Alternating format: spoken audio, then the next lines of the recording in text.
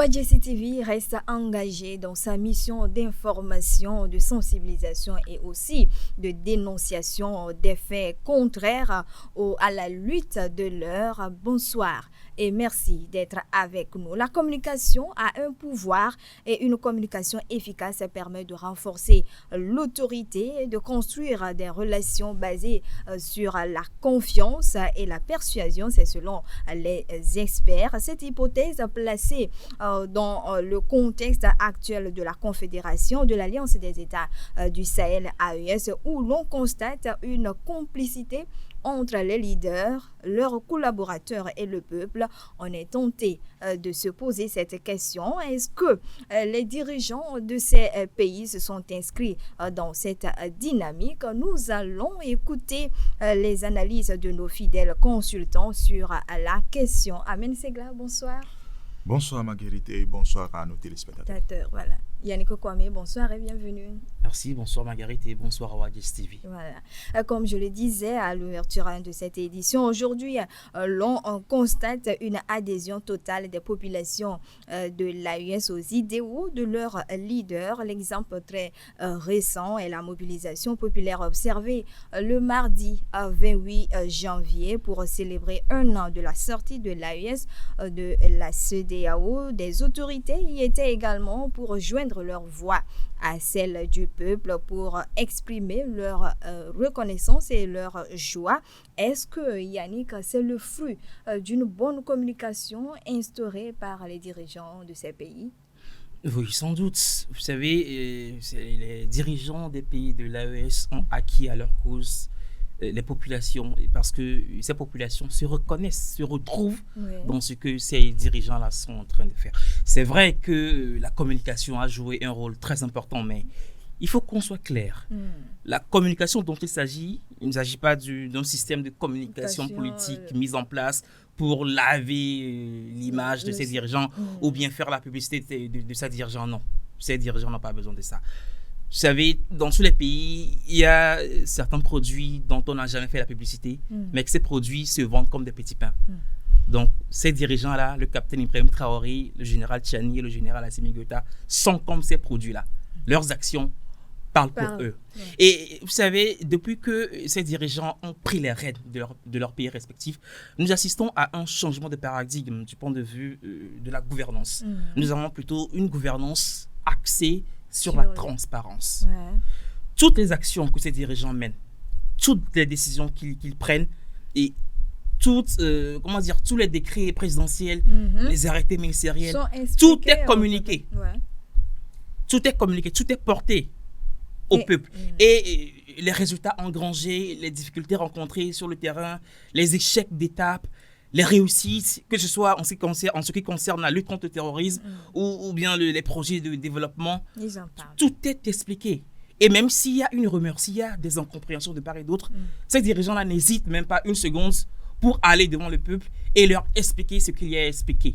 Et je crois que cela a instauré un climat de confiance, de proximité entre ces dirigeants et le peuple. Et cela renforce leur crédibilité, la crédibilité de ces dirigeants et leur légitimité vis-à-vis du peuple. Et vu que le peuple est maintenant rassuré, le peuple est maintenant confiant, il s'est dit, maintenant je vais me faire le porte-parole ou bien je vais me faire le relais de mes dirigeants. Et vous allez voir au sein des populations, des associations de veille citoyenne commencent par naître.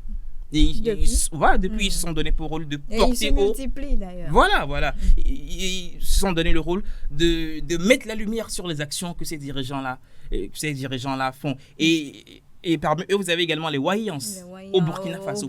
Et ce sont les citoyens, Wayans, c'est un terme maoré qui veut dire sortez.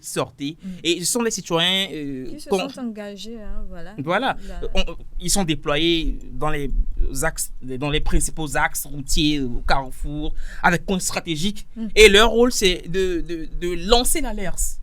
S'ils voient des activités qui sortent de l'ordinaire, des activités de nature à déstabiliser le régime, ils lancent l'alerte et toutes les populations affluent à ce lieu-là pour désamorcer le piège. Et à part les Wayans, à part les associations de veille citoyenne, vous avez également des panafricanistes qui commencent par par sortir du lot. Sur les Des réseaux activistes sociaux, africains comme Amen par exemple. Et c'est là, Marguerite, c'est là où je vais te jeter des fleurs par rapport à toi et à ton émission sur Wadjes TV. C'est une très belle initiative. Hein. On remercie également le promoteur de cette chaîne. Ah voilà, tous nos remerciements à son endroit. Donc voilà, comment dire, ces activistes ou bien ces journalistes panafricains engagés essaient de contribuer effectivement à ce que l'Afrique a un nouveau narratif. Pas un narratif axé sur la violence, un narratif empreint de négativité. Donc, de désinformation. Exactement. Donc, je crois que c'est tout cet ensemble, d'accord, de gouvernance, transparence et de communication mise en place par les dirigeants qui ont contribué à ce que les populations maintenant adhèrent à la cause de ces dirigeants. Voilà, Amen Segla, voilà, Yannick a donné son point de vue. Aujourd'hui, on constate un engouement, une mobilisation aux côtés des autorités des pays de l'AES. Est-ce que c'est parce que ces dirigeants communiquent efficacement avec leur peuple? Oui, et depuis longtemps, certaines personnes, si je dis certaines personnes, les médias occidentaux, nous ont fait croire que un média doit être neutre. Or, eux-mêmes, dans leur information qu'ils divulguent, il n'y a pas de neutralité. Et à chaque fois, quand on parle, ils traitent des médias comme Wadjes, comme médias de propagande, de désinformation. C'est ça. Parce qu'à un moment donné, il va falloir que nous ayons nous-mêmes notre propre narratif. Parce que chaque média qui est créé a un objectif. Il n'y a pas de neutralité dedans. Chaque média créé a un objectif. Quand vous prenez Wadjes, Wadjes est là pour défendre l'Afrique. Pour défendre l'intérêt des pays africains. C'est là notre objectif. On s'en fout de tout ce que les impérialistes font pour nous nuire ou bien pour nuire au peuple africain. Nous sommes là pour défendre l'Afrique. C'est notre objectif. Donc, quand vous prenez ces médias-là, à chaque fois que vous sortez quelque chose à l'encontre de ce qu'ils disent, ils disent que non, c'est de la désinformation. C'est parce que c'est qu'auparavant, on prenait leurs trucs comme tout ce qu'ils disent, comme paroles d'évangile, et on les accepte comme ça. Et ils arrivent même que nos populations, même les citoyens, même, vont à l'encontre de leurs dirigeants parce qu'ils ont eu cette information-là, peut-être d'un média occidentaux. Et puis bon, c'est ça. Par exemple, ce dirigeant est un dictateur. Voilà. Quand ces informations viennent des médias occidentaux, ben, les populations les prennent comme c'est eux qui ont dit cela, donc c'est la vérité. Donc ça fait que nous tournons un peu de force qui nous reste à aider ces dirigeants-là à construire nos pays. Nous les tournons plutôt contre eux pour leur poser des entraves pour que le pays n'avance pas. Mais aujourd'hui, la population a compris que ces gens-là, tout ce qu'ils nous donnent comme des informations, ils ne le donnent pas pour que nous avancions, mais plutôt pour nous faire reculer. Qu'est-ce qui a causé ce changement? Voilà, je vais venir. C'est parce qu'à un moment donné, vous allez voir que les médias panafricains commencent par émerger, commencent par sortir, commencent par dénoncer un certain nombre de choses. Et puis, la population commence par comprendre un certain nombre de choses. Donc, tout ce que ces gens-là nous ont dit par le passé, donc c'est pour nous nuire. Aujourd'hui, il faut que nous construisons nos pays. Et là, ça ne vient pas forcément des pays ou bien des dirigeants et démocratiquement élus, mais plutôt des gens qui ont une vision, une vraie vision pour faire avancer les pays. Et c'est le cas aujourd'hui de l'AES. Parce que quand ces dirigeants-là ont pris l'initiative de venir à la tête de leur pays, on a vu comment ils sont traités dans ces médias-là, au niveau des médias occidentaux. Je ne veux pas citer le nom des médias ici. Et ces médias-là continuent toujours dans leur mission de propagande. Mais aujourd'hui, la population, quand vous prenez la population de l'AES, ne serait-ce que ça, cette population-là a compris que ce que disaient ces médias-là, ce n'est pas pour leurs intérêts, mais plutôt pour leurs intérêts, pour l'intérêt de la France en fait. Donc aujourd'hui, il va falloir que le peuple fasse front commun autour de leurs dirigeants pour faire avancer les pays. Et c'est le cas, ça s'est démontré lorsque les trois pays ont hâté leur retrait de la CEDEAO. Mais les gens pensaient que lorsqu'ils vont commencer par à leur dire des choses que non, vos dirigeants vous conduisent droit dans le mur, vous aurez des problèmes en matière de circulation, vous aurez des problèmes avec le restant des pays de la CEDEAO et tout. Ça va faire reculer la population. Mais plutôt, ça l'a plutôt galvanisé. La population s'est sentie encore galvanisée à aller plutôt dans cette décision de retrait-là. Donc, aujourd'hui, avec la communication que nous faisons, surtout avec tous les médias panafricains, aujourd'hui, la population africaine a compris qu'aujourd'hui, il faut arriver à faire front commun pour sauver l'Afrique, surtout de la main des impérialistes. Voilà, pour défendre les intérêts de l'Afrique. Yannick Kwame Amen a dit tout à l'heure qu'il y a eu un changement de paradigme face aux informations que donnent les médias occidentaux. Est-ce qu'il faut mettre ça à l'actif des dirigeants de l'AES? Oui, tout à fait, Marguerite. Tu sais, la véritable guerre, on le sait, la véritable guerre est celle qui s'est faite au niveau de la communication, au niveau du contrôle de l'information. Les impérialistes occidentaux contrôlent tout en Afrique.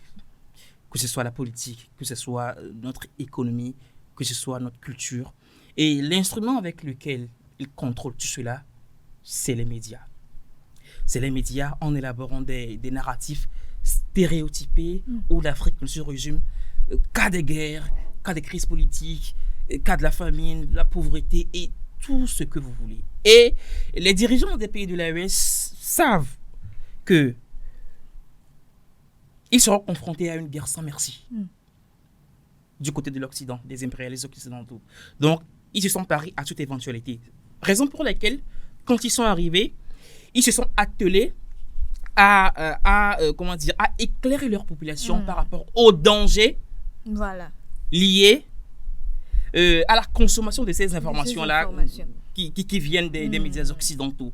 Et ils se sont attelés à déconstruire ces narratifs biaisés, ces narratifs qui ne prennent pas en compte les réalités profondes de notre pays. Et la suspension pour 3 mois du média BBC, Amen n'a pas voulu citer les noms, moi je les cite parce que ce n'est plus un secret pour personne.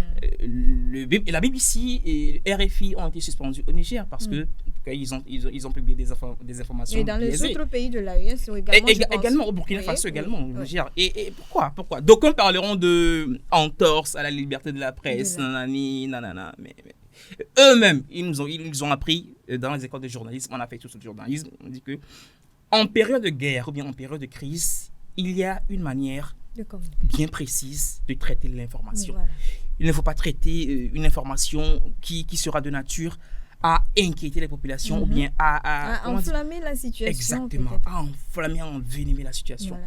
BBC s'est permise de publier des chiffres qui n'ont aucun rapport avec la réalité. Or que les autorités nigériennes sont là. Ils auraient pu les contacter. Ou tout simplement s'abstenir de publier quoi que ce soit. Parce qu'ils n'ont pas les informations réelles. C'est ce qu'ils ont voulu publier qu'ils ont publié. C'est la désinformation. Celle qu'ils nous reprochent là. Celle qu'ils nous accusent de faire. C'est ça qu'eux-mêmes sont en train de faire. Donc voilà. Donc les dirigeants des pays de l'AES se sont attelés à déconstruire tout cela et à se démarquer de ces influences négatives que les médias occidentaux apportent en Afrique. Et heureusement, je le dis toujours, qu'il y a une nouvelle voix africaine qui commence par résonner avec l'émergence des médias locaux, des médias panafricains qui font le bon traitement de l'information, qui diffusent les informations, les vraies, qui reflètent clairement la réalité de nos pays. Et cela est encouragé. Encouragé, Amen Segla. C'est après l'arrivée des dirigeants de ces 3 pays qu'il y a eu ce changement. Est-ce que c'est à mettre à leur actif? Oui, c'est à mettre à leur actif parce que, d'abord, tous ceux qui sont à la tête de ces 3 pays-là aujourd'hui, avant d'arriver même au pouvoir, ils ont analysé la situation. C'est-à-dire, et Yannick vient de le dire tout à l'heure, en dehors de la guerre qui est sur le terrain, il y a eu une guerre communicationnelle qui ne dit pas son nom. Vous allez voir, tout ce que ces médias-là sortent tout le temps concernant le rapport, Burkina est un pays pauvre, Niger, il y a la famine, est le plus pauvre pays au monde et tout ça là. Ça agit psychologiquement sur les gens. Oui, c'est-à-dire, à chaque fois qu'on vous dit des choses comme ça, vous allez oublier tout ce que vous avez comme richesse. C'est comme si on va vous dire que bon, votre uranium, ça ne vaut rien sur le marché international. Aujourd'hui, personne n'a besoin de ça. Hein. C'est quoi l'exemple? Voilà, c'est ça, que non, que c'est pas cher, ce n'est rien, que ils non. font exprès d'abaisser voilà, la valeur. Ça ne va plus rien sur le marché, donc oubliez ça. Alors, vous n'avez rien.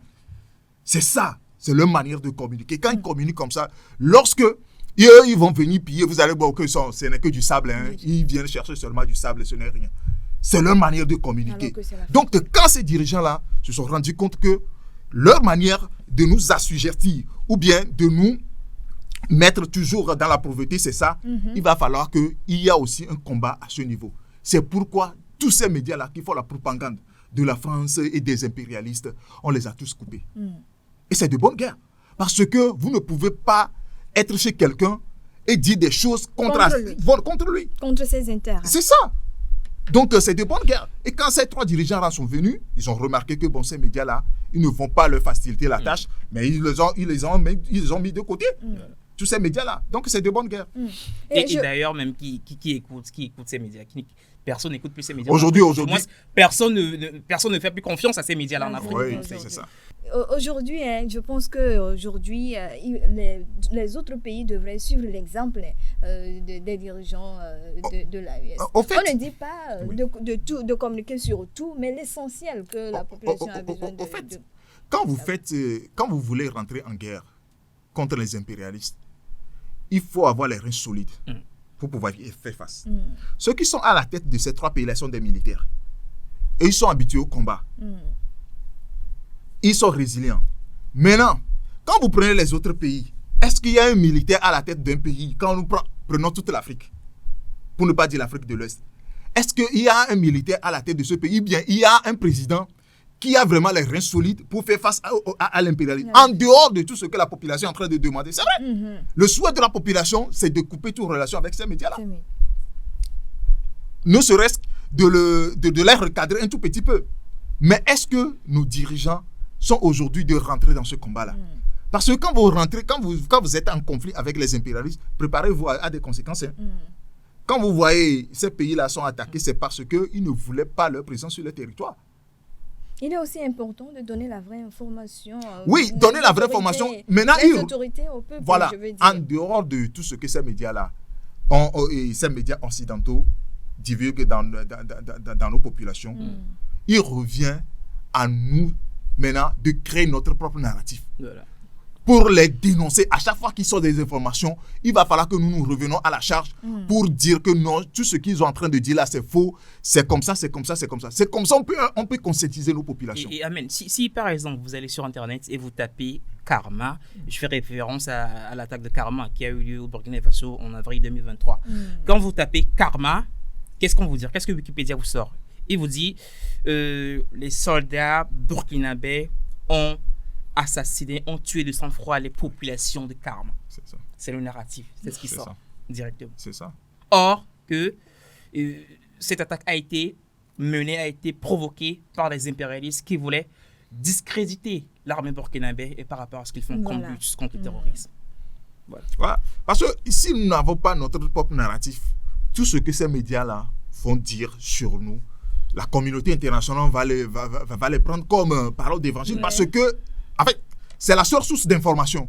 Voilà, dans son communiqué relatif au retrait officiel et définitif des pays de l'AES, la CEDEAO a affirmé, je cite, ce message est nécessaire pour éviter la confusion et les perturbations dans la vie et les affaires de notre peuple pendant cette période de transition. Avant de continuer, d'abord, Amen Segla, de quelle période transitoire parle-t-elle? Ce serait un peu difficile pour moi de parler de cette transition parce que il faut interroger les membres de la CEDEAO parce que je ne sais pas on quitte quoi pour aller dans quoi pour parler de transition. On transite vers quoi? Je n'en sais rien. Bon. Tout ce que je sais est que la CEDEAO a donné 6 mois au pays de l'AES pour voir comment ils vont encore réorganiser les choses. Je ne sais pas de quel type réorganisation. Le retrait est acté. Mais les gens sont déjà sortis de la CEDEAO. C'est déjà acté. Maintenant, la CEDEAO parle dans son communiqué de 28 ou bien 29, c'était hier, non? Oui, le 29, le 29. D'une transition. De quel type de transition elle parle? Je n'en sais rien. Donc, il va falloir que nous posons la question peut-être aux responsables de la CEDEAO pour qu'ils nous éclaircissent ce point. Sinon, tout ce que j'en sais, ces 3 pays-là ne font plus partie de la CEDEAO. Je ne vois pas là où il y a encore une transition. Parce que quand on parle de transition, c'est comme si vous êtes dans quelque chose et vous vous orientez vers une autre chose. Aujourd'hui, les pays de l'AES ont déjà quitté la CEDEAO et ils sont aujourd'hui dans l'AES et c'est définitif. Il n'y a pas de transition, c'est le milieu. C'est quand vous êtes au milieu que vous voulez aller quelque part, mais c'est pas encore, vous n'y êtes pas encore arrivé. C'est en ce moment-là on parle de transition. Maintenant, les gens ne font plus partie de la CEDEAO. Ils sont déjà dans l'AES. Quand la CEDEAO parle de transition, je ne sais pas. Ou bien c'est pour des négociations, pour établir des modalités de collaboration. Pour parler de négociations, alors là, il n'y a plus de transition parce qu'ils sont déjà dans l'AES. Ouais. Donc, il y a déjà 2 clans. C'est-à-dire, il y a l'AES, il y a la CEDEAO. Maintenant, ils vont voir comment ils vont collaborer sur un certain nombre de choses concernant l'économie, le social et tout ça là. Là, il n'y a pas de transition. Quand la CEDEAO parle de transition, c'est comme si les gens sont toujours dans la CEDEAO. Et c'est maintenant, il veut aller dans l'AES. Or, l'AES est déjà là et elle fonctionne. Et le temps, pour le moment, on ne sait pas de quelle transition parle-t-elle. On attend plus de voir. C'est le moment de lui lancer un message que la population n'a pas compris cette transition-là. Donc, si elle peut revenir à la charge, donner plus d'explications. Parce qu'elle a dit dans son communiqué, c'est pour éviter les amalgames. Oui. Voilà. Maintenant, elle a créé maintenant les amalgames. Les pays de l'AES sont déjà clairs dans leur position. Voilà. De quel amalgame elle est en train de parler? Voilà. En fait, en parlant de la transition, parce que c'est dans la même phrase qu'il a employé le mot transition. Donc, elle n'a qu'à revenir pour nous expliquer ce qu'elle voulait dire par transition là-bas. Voilà. Et Yannick Kwame, cette phrase, est-ce que il faut dire que la CEDEAO comprend maintenant l'importance d'informer le peuple sur certains sujets pour ne pas créer de l'amalgame comme... l'importance d'informer le peuple. Écoute, Marguerite, tu sais... Le 29 janvier, la date du 29 janvier était une date qui était vraiment attendue par toute l'Afrique. Parce que c'est la date à laquelle les pays de l'AES vont définitivement et une fois pour de bon sortir de la CEDEAO. Donc, la CEDEAO était attendue au tournant. Tout le monde était là, les yeux braqués, les oreilles tendues pour voir la décision qu'elle va prendre ou bien le communiqué qu'elle va passer. Et elle n'a pas d'autre choix que de faire une sortie. Et la sortie qu'elle doit faire ne doit que aller dans le sens des pays de la CEDEAO et des pays de l'AES pour lesquels on ne peut pas interdire la liberté de circulation des biens des personnes. C'est impossible. Et parlons de la communication. Est-ce qu'elle trouve qu'avant, elle ne communiquait pas assez et maintenant, aujourd'hui, il faut bien communiquer Oui, tu sais, en fait, moi, je crois que la CEDEAO est en train de prendre exemple sur les pays de l'AES. Parce que la marque de fabrique des pays de l'AES, c'est la communication. On vient d'en parler. Déjà, même avant le... Comment dire? Le 29? Non, pas le 29. Le 66e sommet des chefs d'État et de gouvernement de la CEDEAO, le 15 décembre. Avant la veille, le 14 décembre, les pays de l'AES ou bien les ministres des Affaires étrangères des pays de l'AES se sont réunis et ils ont publié un communiqué qui invite tous les pays africains, ou bien notamment ceux de la CEDEAO, à circuler librement et à venir même s'installer librement dans leur pays sans visa. Et cet exemple, ce communiqué, ou bien cette sortie, est une sortie parmi tant d'autres que ces pays-là ont fait. Donc, la CEDEAO a compris l'importance de communiquer. Donc, elle n'avait pas d'autre choix que de le faire. Moi, j'ai du mal à attendre les gens qui disent que... En fait, qui font croire aux gens que la libre circulation des biens et des personnes est l'apanage de la CEDEAO. C'est-à-dire, même si la CEDEAO n'existe pas aujourd'hui, par exemple, quand vous prenez le Ghana, l'autre fois, a dit que tous les Africains peuvent venir chez eux sans visa. Le cas aussi au Bénin. Donc, je ne vois pas... D'autres pays l'ont fait avant le Ghana. Voilà, il y a d'autres pays qui le font. Donc, quand on parle de libre circulation, il va falloir que la CEDEAO nous propose autre chose. Parce que quand vous prenez aujourd'hui, le débat aujourd'hui sur certains plateaux est que bon, pourquoi l'AES ne voulait pas de la CEDEAO, mais veut garder la libre circulation? C'est comme si la libre circulation, c'est l'apanage de c'est la CEDEAO qui a créé ça. Oh, les gens circulaient même avant. Ils circulaient librement d'un pays à un autre. CEDEAO, c'est récent 75. C'est ça. 75, donc il va falloir qu'on fasse ce débat-là. La CEDEAO n'a rien créé. Seulement, il veut harmoniser seulement les choses. Maintenant, si la CEDEAO veut un temps soit peu sauver et sa face, il va falloir commencer à négocier avec les pays de l'AES au lieu d'aller de contorsion à contorsion pour encore embrouiller des gens inutilement. C'est l'occasion aussi de redorer, on dit. Voilà, ce sont blasons. Parce que si vous voulez un temps soit peu sauver sa face, c'est le moment de voir sur quel pied elle doit commencer par danser maintenant pour que la population, pour regagner un temps soit peu la confiance des autres pays qui sont aujourd'hui dans cette CEDEAO-là. Sinon, je l'ai dit ici dans une de nos émissions que même si la CEDEAO veut toujours refaire le con, en vouloir corser les choses, c'est vrai, les pays membres, ceux qui sont là, les 12 restants, vont essayer de négocier de pays à pays entre les pays de l'AES. Et ça va se faire parce que les pays côtiers, tous les pays, les 12 pays restants de la CEDEAO ont intérêt de coopérer avec ces trois-là. Donc, même si la CEDEAO, en tant qu'entité, ne voulait pas, les pays vont prendre leurs responsabilités et puis, bon, ils vont rentrer en négociation avec l'AES. Voilà, Amen Segla, nous tendons vers la fin de cette édition. Peut-être ton mot de la fin, encourager les dirigeants de ces pays de l'AES à poursuivre dans leur dynamique, peut-être. Oui, c'est aujourd'hui, en fait, c'est l'occasion d'appeler toujours la population à aider toujours leurs dirigeants parce que ils ont commencé quelque chose, c'est sorti de la CEDEAO, c'est une victoire d'étape. Il y a encore d'autres combats et qui vont venir et qui s'annoncent déjà, d'abord sur le plan sécuritaire et aussi dans la construction, dans le développement des trois pays-là. Parce qu'aujourd'hui, tout le monde regarde ces trois pays, on va voir s'il peut s'en sortir sans la CEDEAO. Donc, ils ont, quand vous prenez les trois pays-là, ils ont un défi vraiment à relever, juste pour tracer la voie aux autres pays qui essaieront aussi de rentrer dans l'AES. Et c'est aussi l'occasion de saluer nos téléspectateurs. Leur encouragement, c'est ça qui nous fait venir ici tous les soirs pour leur donner des informations. Merci. Et nous remercions aussi le promoteur de cette chaîne. Le promoteur de cette chaîne, Yannick Kwame.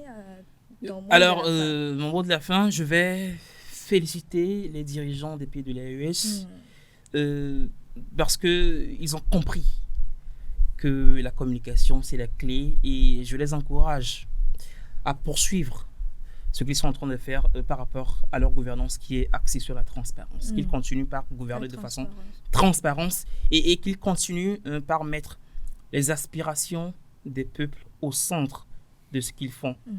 D'aucuns diront que non, ces dirigeants, le général Tiani, le général Assimi Goïta, le capitaine Traoré, essaient d'instrumentaliser la population, que ce sont des démagogues. Non, moi je dirais plutôt que ce sont des démocrates, parce qu'ils sont en train d'appliquer la démocratie, ils sont en train d'expérimenter la démocratie appliquée à nos réalités.